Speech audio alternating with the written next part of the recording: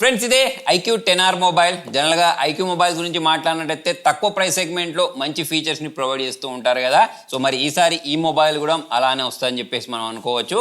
మరి ఫటాఫట్ ఈ మొబైల్ అన్బాక్సింగ్ చేసేద్దాం. ఎవరైతే గేమింగ్ని దృష్టిలో పెట్టుకొని పర్ఫార్మెన్స్ని దృష్టిలో పెట్టుకొని మొబైల్స్ని తక్కువ బడ్జెట్లో కావాలనుకుంటూ ఉంటారో సో వాళ్ళ కోసం iQOO వాళ్ళు లాంచ్ చేస్తూ ఉంటారు. మరి ఇది కూడా అలానే ఉందా లేదా చూద్దాం. మరి ఫటాఫట్ ఈ మొబైల్ యొక్క సీల్ అయితే బ్రేక్ చేసేద్దాం. బాక్స్ లోపల వైపు గురించి మాట్లాడినట్టయితే పై వైపే మొబైల్ని ప్రొవైడ్ చేశారు. లోపల వైపు ఒక transparent back case, user manual warranty card, box లోపల 80 వాట్ చార్జర్ తో పాటు USB to Type-C cable, SIM ejector ఉంది.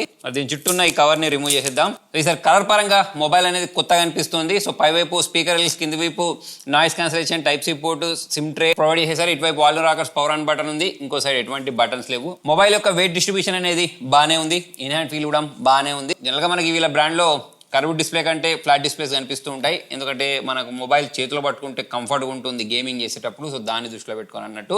సో మరి ఫటాఫట్ సెటప్ ప్రాసెస్ కంప్లీట్ చేసేద్దాం. ఫ్రెండ్ మొబైల్ బూట్ అయిపోయింది. అవుట్ ఆఫ్ బాక్స్ Android 15 తోటి ఈ మొబైల్ తీసుకొచ్చారు. ఫ్రెండ్ మొబైల్ యొక్క ఫ్రంట్ సైడ్ నుంచి చూస్తే డిస్ప్లే బెజిల్స్ అనేవి చాలా తక్కువ కనిపిస్తున్నాయి, చాలా స్లిమ్ గా కనిపిస్తున్నాయి. 144 Hz రిఫ్రెష్ రేట్ ఇచ్చారు. 1.5K డిస్ప్లే ఇది. సో మరి ఎవరైతే గేమింగ్ చేయాలనుకుంటారో వాళ్ళకు పర్ఫెక్ట్ ఉంటుంది. AMOLED డిస్ప్లే కాబట్టి ఇక మీరు దీనిలో కొన్ని వీడియోస్ ప్లే చేసి చూపిస్తాను చూడండి. సో దీనిలో మీరు వీడియోస్ చూసినట్టయితే చాలా క్లారిటీగా కనిపిస్తున్నాయి. ఎట్లా ఈ ప్రైజింగ్ లో మనకు AMOLED డిస్ప్లే దొరుకుతుంది కాబట్టి చూడండి, ఇక్కడ మనకు డీప్ బ్లాక్స్ కనిపిస్తున్నాయి, వైబ్రెంట్ కలర్స్ చూడడానికి కనిపిస్తున్నాయి, పంచి కలర్ చూడడానికి కనిపించేస్తున్నాయి. ఎవరైతే ఎక్కువ కంటెంట్ కన్జ్యూమ్ చేస్తూ ఉంటారో వాళ్ళకు డెఫినెట్ గా ఈ మొబైల్ అనేది నచ్చుద్ది. బ్యాక్ సైడ్ నుంచి చూసినా సరే మనకు డ్యూయల్ టోన్ కలర్ లో మొబైల్ కనిపిస్తుంది. సో ఇక్కడ మనకు కెమెరా మోడల్ అనేది ఇలా ప్రొవైడ్ చేశారు. నెక్స్ట్ iQOO మొబైల్స్ అన్న వెంటనే పర్ఫార్మెన్స్ అనేది నెక్స్ట్ లెవెల్లో ఉంటుంది. ఎస్పెషల్లీ మనకు ఈ నియో సిరీస్ ఏదైతే ఉంటుందో, అంటే లాస్ట్ టైం తీసుకొచ్చిన వీళ్ళు నియో ముందు తీసుకొచ్చిన మొబైల్స్ అయినా కానివ్వండి, పర్ఫార్మెన్స్ పరంగా ఎక్సలెంట్ ఉండే. సో దీనిలో కూడా మనకు స్నాప్డ్రాగన్ 8S Gen 3 ప్రాసెసర్ని ప్రొవైడ్ చేశారు. 1.7 మిలియన్ ప్లస్ కి పైగా మనకు దీనిలో అంటూ బెంచ్ మార్క్ స్కోర్స్ అనేవి వస్తూ ఉంటాయి. మరొకసారి మనం దీనిలో గేమింగ్ పర్ఫార్మెన్స్ చూద్దాం ఎలా ఉంది అనేది.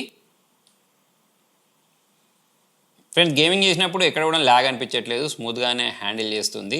గ్రాఫిక్స్ గురించి మాట్లాడినట్టయితే ఇక్కడ మనం ఫ్రేమ్ రేట్ ఎక్స్ట్రీమ్లో పెట్టేసుకొని ప్లే చేసేయచ్చు.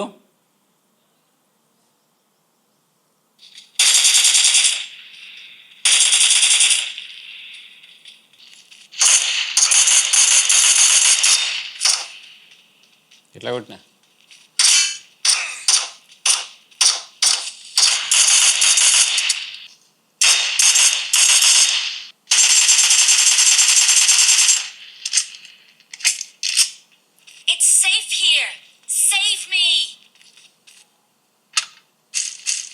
దీంతో పాటు దీనిలో మనకు LPDDR 4x RAM, UFS 4.1 storage టైప్ని ప్రొవైడ్ చేశారు కాబట్టి రైడింగ్ స్పీడ్ కూడా బాగుంటుంది. కాబట్టి మనం చాలా స్మూత్గా గేమింగ్ని చేసుకోవడంతో పాటు డే టు డే లైఫ్ యూస్లో చేసే పనులైనా కానివ్వండి, మల్టీ టాస్కింగ్ అయినా కానివ్వండి, RAM మేనేజ్మెంట్ అయినా కానివ్వండి, అన్నీ చాలా సూపర్ ఉన్నాయి. ఇక కెమెరా పర్ఫార్మెన్స్ గురించి మాట్లాడినట్టయితే బాగుంది. డీటెయిల్స్ అనేవి చాలా బాగా క్యాప్చర్ చేయగలుగుతుంది. కాకపోతే సెల్ఫీ కెమెరా యూస్ చేసినప్పుడు ఫేస్ని కొంచెం ఎక్కువ స్మూత్గా చేస్తుంది. అంటే ఇన్స్టాగ్రామ్ రెడీ ఫోటోస్ ఏవైతే ఉంటాయి అటువంటి క్యాప్చర్ చేస్తూ ఉంటుంది. ఎడ్జ్ డిటెక్షన్ అనేది బాగుంది. డైనమిక్ రేంజ్ కూడా బాగుంది. ఎస్పెషల్లీ అవుట్డోర్ లో బాగా పర్ఫామ్ చేస్తుంది. ఇండోర్ లో ఇంకొంచెం ఇంప్రూవ్మెంట్ ఉంటే బాగుండని చెప్పేసి నాకు అనిపించింది. వీడియోస్ రికార్డ్ చేసేటప్పుడు చాలా స్టేబుల్ వీడియోస్ రికార్డ్ అవుతున్నాయి. 4K 60 FPS బ్యాక్ లో, 4K 30 FPS front cam use చేసి వీడియోస్ ని రికార్డ్ చేసుకోవచ్చు. దీంతో పాటు 2000 Hz instant touch sampling rate ఉంది, ఇన్బిల్ట్ FPS మీటర్ ఉంది, బైపాస్ ఛార్జింగ్ ఉంది. కూలింగ్ కోసం 6043 mm² వైపర్ కూలింగ్ ఛాంబర్ ని యూస్ చేశారు. ఇక నాకు మొబైల్ లో నచ్చింది ఏంటి తెలుసా, దీనిలో 6400 mAh బ్యాటరీ ఇచ్చినా సరే మొబైల్ ని చాలా పల్చగా పెట్టారు వీళ్ళు. దీని థిక్నెస్ గురించి మాట్లాడినట్టు 0.798 సెంటీమీటర్స్ మాత్రమే ఉంది. జనరల్ గా మొబైల్లో బ్యాటరీ పెంచేస్తే మొబైల్ అనేది బల్కీ కావాలి, కాకపోతే దీని వెయిట్ డిస్ట్రిబ్యూషన్ అనేది బాగుంది. మొబైల్ అనేది మనకు లావు కూడా కనిపించట్లేదు.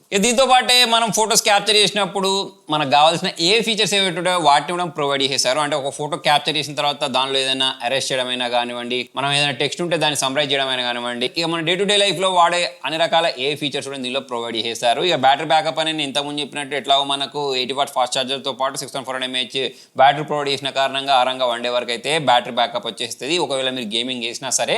దీంతో పాటే మనకు దీనిలో ఉన్న in display finger print censor, face unlock అవన్నీ ప్రాపర్ గా వర్క్ చేస్తున్నాయి. ఇక మొబైల్ ప్రైసింగ్ గురించి మాట్లాడినట్టయితే నాకు తెలిసినంత వరకు 30 నుంచి 35,000 ప్రైస్ సెగ్మెంట్ లో అయితే దీన్ని లాంచ్ చేస్తూ ఉంటారు. మరి ఇప్పటి వరకు నేను ఈ మొబైల్ వాడినంత సేపు మొబైల్ అనేది హీట్ అవ్వడం అయితే నాకు అనిపించలేదు. ప్లస్ గేమింగ్ చేస్తున్నంత సేపు పర్ఫార్మెన్స్ అనేది కూడా తగ్గినట్టు అనిపించలేదు. సో ఓవరాల్ చూసుకున్నట్టయితే iQOO వాళ్ళ తరపు నుంచి ఇంకొక మంచి మొబైల్ వచ్చిందని చెప్పేసి మనం అనుకోవచ్చు. ఓవరాల్ చూసుకున్నట్టయితే iQOO వాళ్ళు ఇంకొక మంచి మొబైల్ తీసుకొచ్చారు. ఆ ప్రైజింగ్ అనేది అదే మనకు 30 నుంచి 35,000 మధ్యలో పెట్టే అవకాశాలు అయితే ఉన్నాయి. ప్రజెంట్ నేను వీడియో చేసే టైంకి అయితే ప్రైజింగ్ అనేది రివీల్ కాలేదు. మరి గేమింగ్ చేసినప్పుడు మొబైల్ అనేది హీట్ అవుతుందా అంటే ఎక్కువ టైం గేమింగ్ చేస్తే ఇక్కడ కొంచెం లైట్గా అనిపించింది. సో అది కూడా నాకు ఆడలేనంత చేతిలో పట్టుకోరానంత ఏమనిపించింది. సో అది దాదాపు అన్ని మొబైల్స్లో జరుగుతూనే ఉంటుంది. సో మొత్తానికి iQOO వాళ్ళు మార్కెట్లోకి ఇంకొక మంచి మొబైల్ తీసుకొచ్చారని చెప్పేసి అయితే మనం అనుకోవచ్చు. ఇక ప్రైజింగ్ రివ్యూలు అయితే ఇంకా మనం కన్ఫామ్గా దీని గురించి చెప్పొచ్చు. మరి మీకు ఈ iQOO Neo 10R మొబైల్ ఎలా అనిపించింది కింద కామెంట్లో రాయండి. Thank you.